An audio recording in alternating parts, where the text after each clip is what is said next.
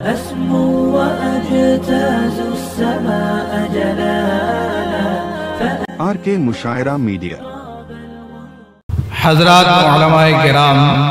تفصیلی خطاب تو مہمان محترم کو ہوگا، بہت ساری مفید باتیں آپ سماعت فرما چکے ہیں، اللہ عمل کی توفیق عطا فرمائے۔ میں صرف ایک واقعہ سناتا ہوں جو حضرت فدائے ملت امیر الہند حضرت مولانا سید اسعد مدنی صاحب رحمت اللہ علیہ سنایا کرتے تھے۔ پانی پت کے علاقے کا واقعہ ہے، کئی بار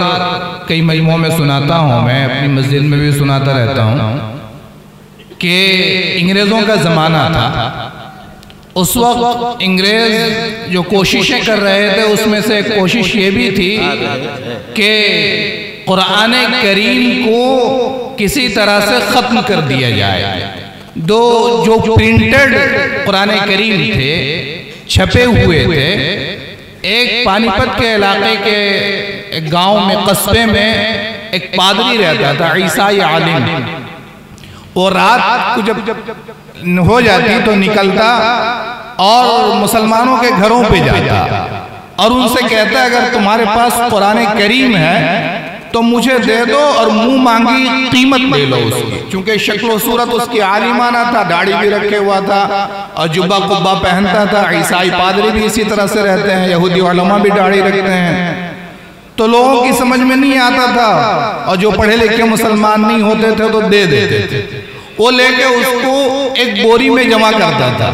اور رات کا جب اندھیرا ہو جاتا تھا لے کے سمندر میں ڈبو دیتا تھا۔ اس کی سازش یہ تھی کہ اس طرح سے اس علاقے سے قرآن کریم کے تمام نسخے جتنے بھی پرنٹڈ لوگوں کے گھروں میں ہیں لے کر میں دریا برد کر دوں گا، دریا میں ڈبو دوں گا اور لوگ قرآن کریم سے محروم ہو جائیں گے۔ اس علاقے میں ایک چودھری صاحب رہتے تھے، زمیندار تھے،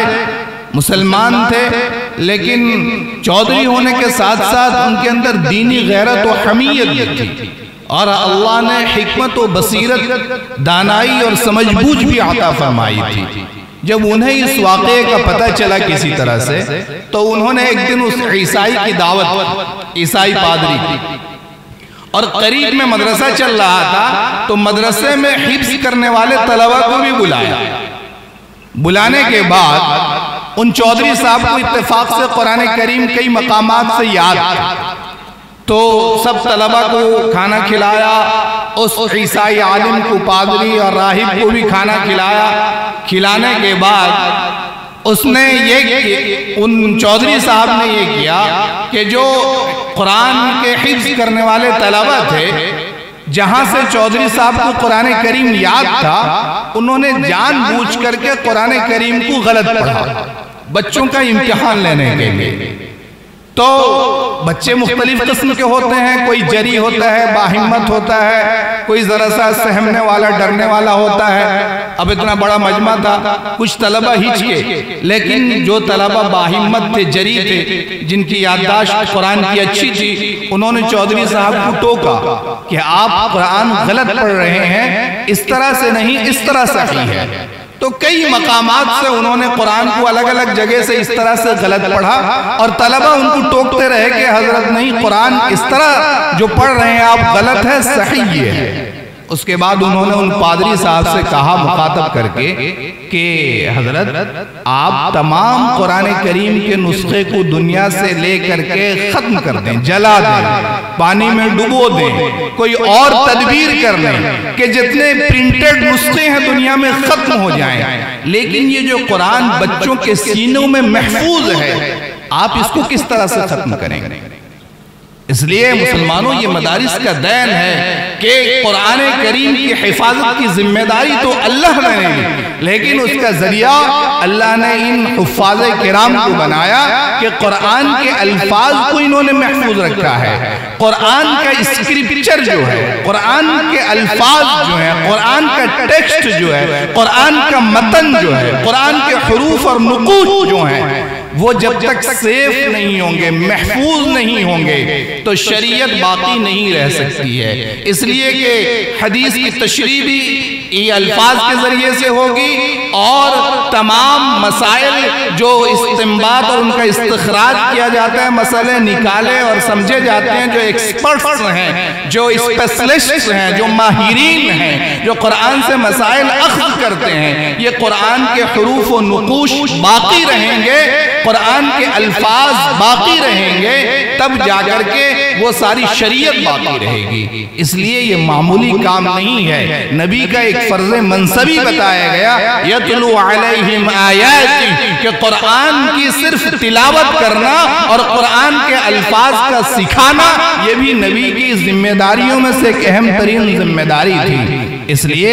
ہمیں اس کو ہلکے میں نہیں لینا چاہیے۔ قرآن کے مکاتب، حفظ کے مدارس، ان کی بھی اہمیت ہے، خانقاہوں کی بھی اہمیت ہے، تبلیغی جماعت کی بھی اہمیت ہے، مکاتب کی اہمیت ہے، بڑے بڑے جامعات اور دارالعلوم جو چل رہے ہیں ان کی بھی اہمیت ہے، سب کی اپنی اپنی جگہ قربانیاں ہیں اور خدمات ہیں اور محنتیں ہیں۔ اس لیے ہماری ذمہ داری ہے ہم ان سے جڑیں، ہاتھ میں دیرہ میں سخن قدم میں ان کا تعاون کریں، ان کو کوآپریٹ کریں، ان کی ہمت بڑھائیں، ان کو حوصلہ دیں کہ